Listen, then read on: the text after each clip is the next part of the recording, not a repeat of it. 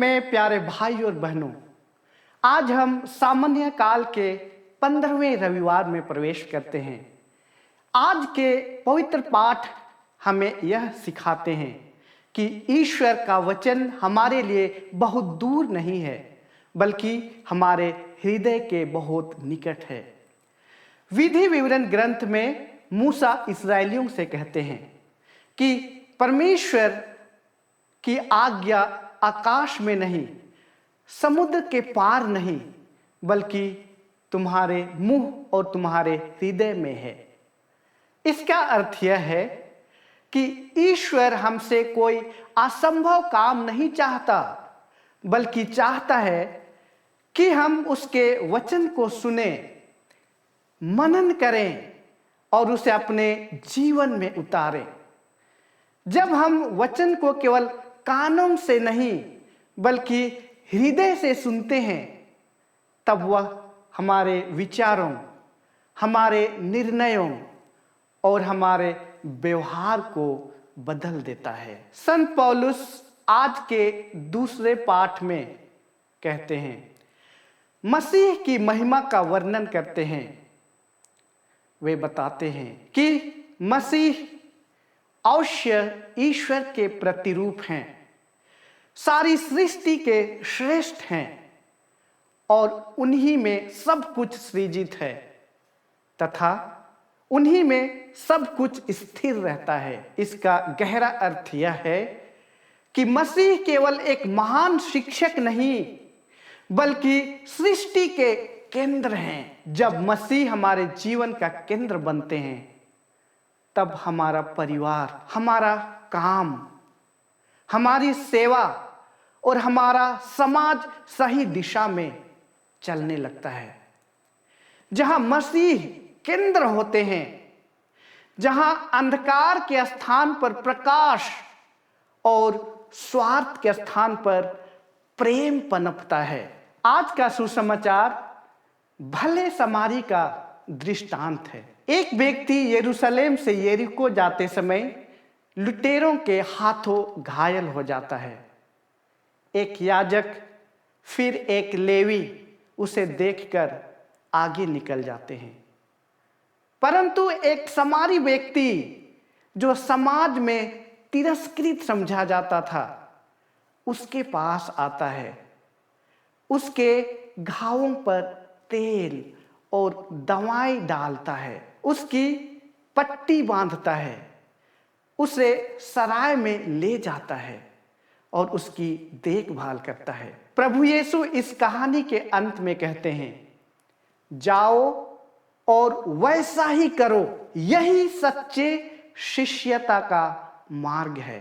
सच्चा धर्म केवल पूजा पाठ या नियम के पालन में नहीं, बल्कि घायल और जरूरतमंद व्यक्ति के पास रुकने, उसे सहारा देने और उसके दुख को बांटने में है। कलीसिया भी हमें यही शिक्षा देती है कि पड़ोसी प्रेम केवल एक भावनात्मक बात नहीं, बल्कि एक जीवन शैली है। परमेश्वर से प्रेम और मनुष्यों से प्रेम अलग अलग नहीं है।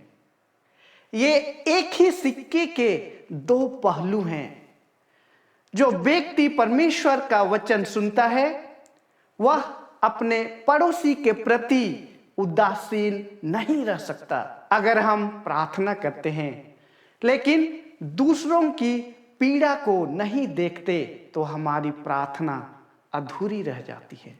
प्रभु चाहते हैं कि वचन हमारे भीतर जड़ें पकड़ें और फिर हमारे कार्यों में फल दे। यही कारण है कि कलीसिया सदियों से करुणा, सेवा, शिक्षा, अस्पतालों, अनाथालयों और मिशन कार्यों के माध्यम से समाज को विकास की ओर ले जा रही है। संतों का जीवन इस वचन को जीवित रूप से हमारे सामने रखता है। संत फ्रांसिस असीसी, जो सुसमाचार को इतनी गहराई से जिया कि उन्होंने धन संपत्ति, सम्मान और आराम को त्याग कर गरीबी, नम्रता और प्रेम का मार्ग अपनाया।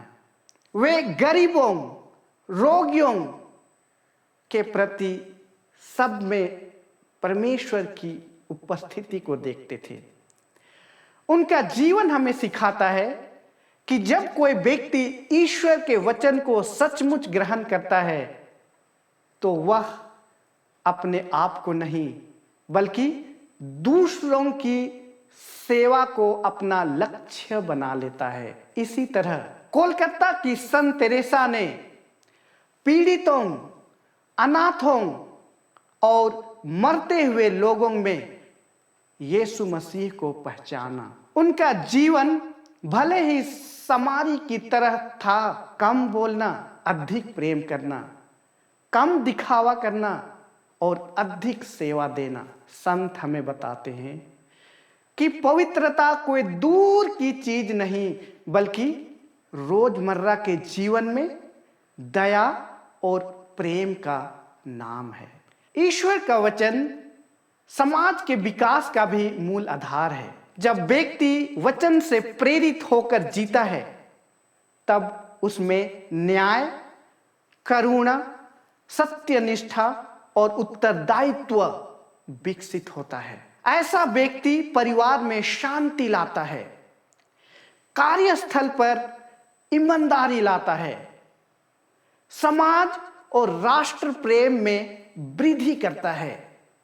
जहां वचन जीवित होता है वहां हिंसा घटती है, स्वार्थ कम होता है और सहयोग की भावना बढ़ती है। भला समारी का उदाहरण हमें यह बताता है कि समाज का वास्तविक विकास केवल धन से नहीं होता बल्कि मनुष्यता, करुणा और सेवा से होता है। अगर हर व्यक्ति अपने दुखी और घायल भाई बहनों के पास रुकना शुरू कर दे तो समाज अधिक सुरक्षित, अधिक न्यायपूर्ण और अधिक मानवीय बन जाएगा।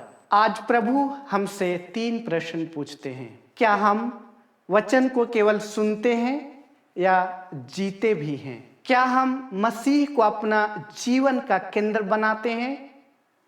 क्या हम अपने पड़ोसी के लिए भले समारी बनते हैं? प्रभु का संदेश आज बहुत स्पष्ट है कि ईश्वर का वचन हमारे हृदय के निकट है।